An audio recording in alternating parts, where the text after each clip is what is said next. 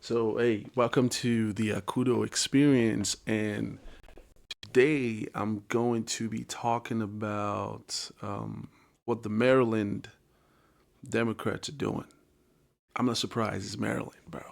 So I have some points laid out that I would like to go over with you before I play the video. So here it says in Maryland, Democrats have proposed, check this out. Democrats have proposed legislation to increase access to condoms by allowing their sale in vending machines. What? This initiative aims to promote sexual health and reduce the rate of sexually transmitted infections and unintended pregnancies among the population, particularly young people, among young people. So they are justifying it by calling it sexual health. Isn't that crazy? And they're trying to reduce sexually transmitted infections. If only, I'll tell you the truth, what I think. That parents are to blame for all this nonsense going on in our lives today. And the problem is, if you blame your parents, then you technically have to blame your grandparents, and you technically have to blame your great grandparents or whatever it is. But I feel like I think a parent has a responsibility for their children. And if they're not taking it seriously, this is the result of what we have to deal with. Not only on the side of the Democrats, I'm talking about the young children. If a parent is solely involved in their children's lives, it's going to be very difficult for the devil to use legislations like these to open up a gate into their home and destroy their young ones, because obviously the young ones are the target, right? So anyway, some of the key details for this before I play this video are, it says purpose. The proposed legislation is designed to enhance sexual health education, yeah, whatever, and provide easier access to contraceptions, recognizing availability can promote safer sexual practices. So it's not even about abstinence anymore. Nobody's teaching children not to have sex before marriage. No, no, no, no, no, no. Listen, we can't stop it. No, you can. If the parents do their job, you can. You're not forcing your kids. You educate them. You live what you educate them on. That's the problem we have in today, in our day and age. The parents are the problem. The children will learn what you do, not what you say. So if you're going to be teaching your children the right way, you better be living the right way. Location, it says the legislation targets various public places, including schools, colleges, and community centers where vending machines could be installed to sell condoms. What the heck? So we have another one, public health rationale. Supporters argue that making condoms more accessible can lead to a decrease in STI, so sexually transmitted infections and unintended pregnancies. First of all, why aren't we educating these young ones on abstinence? It aligns with public health goals to improve communication or community health outcomes. Number four, it says the funding and implementation. Details on funding for the vending machines and the condoms themselves may be outlined in the legislation, potentially including partnerships with health organizations for distribution and education. I'm not surprised, we're living in America, so I'm not surprised that these things are even a thought.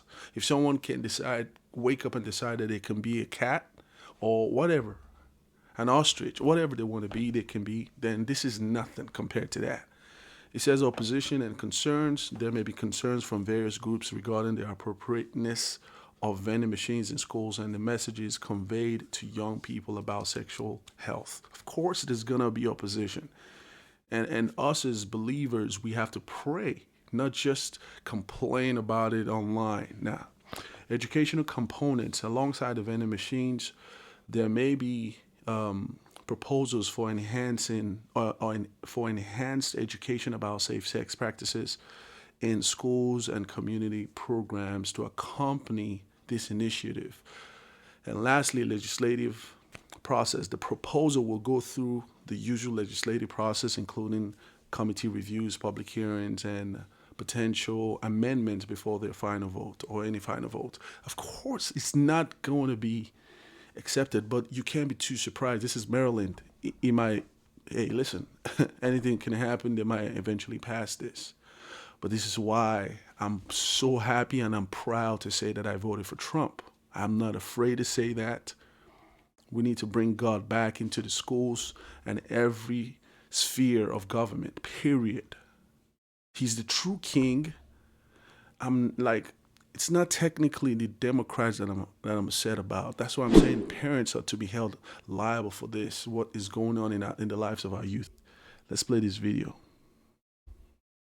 Eye-opener to this one, the Maryland State House advancing a bill that would permit condoms to be sold in vending machines on public school campuses, including preschools. Republicans in the legislature say it's going too far. Maryland State Delegate Kathy Shalega is calling on parents to wake up, and she joins us now. So here's what Maryland Department. You see what he said? You see what he said? Calling our parents to wake up. You see, it's almost like I knew before playing this. Parents need to do something about this. Parents, this is why the devil is attacking the nuclear family. A dad and a mom is so important. It cannot be overemphasized how important it is to have a father and a mother in a home, especially a father and mother whose head are on their necks appropriately, you know what I mean? But anyway, let's keep going. Legislative Services says about this bill that's making its way through the State House. This bill repeals the misdemeanor prohibition against an associated penalty for selling or offering for sale a contraceptive or contraceptive device by means of a vending machine or other automatic device at a kindergarten, nursery school, elementary school, or secondary school. What? Kindergarten? You see, the thing about the enemy is if you give him a foot, he will go a mile. He ain't stopping. And also the other thing about the enemy is that the people that supposedly are on his corner, he doesn't give a crap about them. They don't even know he does not care about them. All he's doing is causing chaos between humans. And here we are, fighting over nonsense. Kids? Anyway, let's get I think a lot of people at home are saying, what? All of us on that, well, most of us on the House floor said exactly that. What is this? So we offered an amendment on the bill on second reading when you can amend a bill to just say, look, just high schools. You know, we wouldn't like that either. The Republicans and the Maryland Freedom Caucus would not like that, but they rejected it. Yeah, I mean, there's a lot of schools that are teaching abstinence, right? Well, right. You know, maybe abstinence until marriage in a best case scenario, or maybe abstinence until you're in college, but to put condoms in a vending machine puts it right there in front of you. But why? What justification is there for doing this at a nursery school or a None, no justification. Let me answer that. Kindergarten. I mean, unless you just want to make a very broad brush law that doesn't take a lot to interpret it. Put it that way. It makes no sense whatsoever. And, you know, the intent may have at some point been high school, but when they rejected our move to just make it high school again, I, like you, would say you're discriminating against traditional families that don't want their 14-year-old daughter going to a high school and walking down the hall in front of a sex vending machine. Right. But, you know, putting this in a daycare or nursery school and, you know, into a preschool. I am a grandmother of two beautiful 10 and 7-year-old girls, and I can't imagine them walking down the hall and seeing a colorful condom vending machine with condoms. Yeah, I can't imagine it too. Even as a kid, I have a very curious mind. Now, not everybody has a curious mind because everybody has a purpose. So some of us who have curious mind, we're created with that purpose, and some of us who don't have curious minds, we're created with that purpose to fulfill that purpose. So people like me, I'm just thinking as a kid, if I ever had encountered that, it would have taken me off the course I'm at today in my life. And thanks to the Lord and thanks to my mom. Anyway.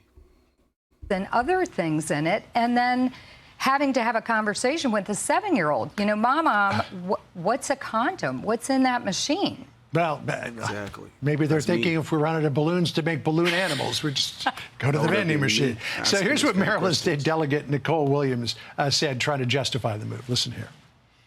It's not dictating what school systems should and shouldn't do. It's not mandating anybody to do anything or suggesting that they should do something. It's just removing a criminal penalty. The sky is not. Make it sound so beautiful and palatable, you know.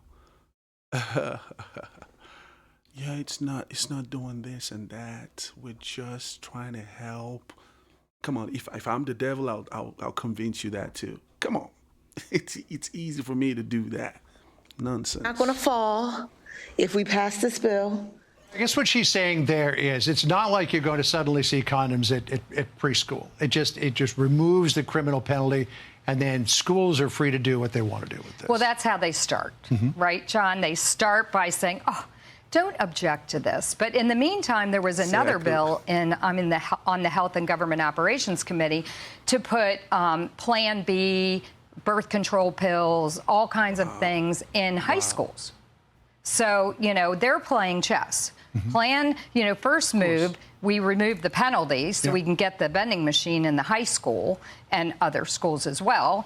And then next year, they're going to come back and they're going to put birth control pills, Plan B, condoms, you know, as I told them on the House floor, next year you'll come back to regulate it. Yeah. I mean, this is how it works. And all of this at the same time as they're also taking away a parental opt-out provision for education about gender identity in schools, too. So, and then we'll keep watching your Safe Girls in Sports bill, which you've been trying to advance. We're watching what's going on in Maine. And in fact, State Delegate Laurel Libby will be joining us next hour to talk about that. Kathy Szeliga, great to meet you. Great to meet you. Thanks Yeah, there we have it, people. Now, this document... the document that highlights what this Maryland legislature or Democrats are trying to put in our kids' school. I have it available.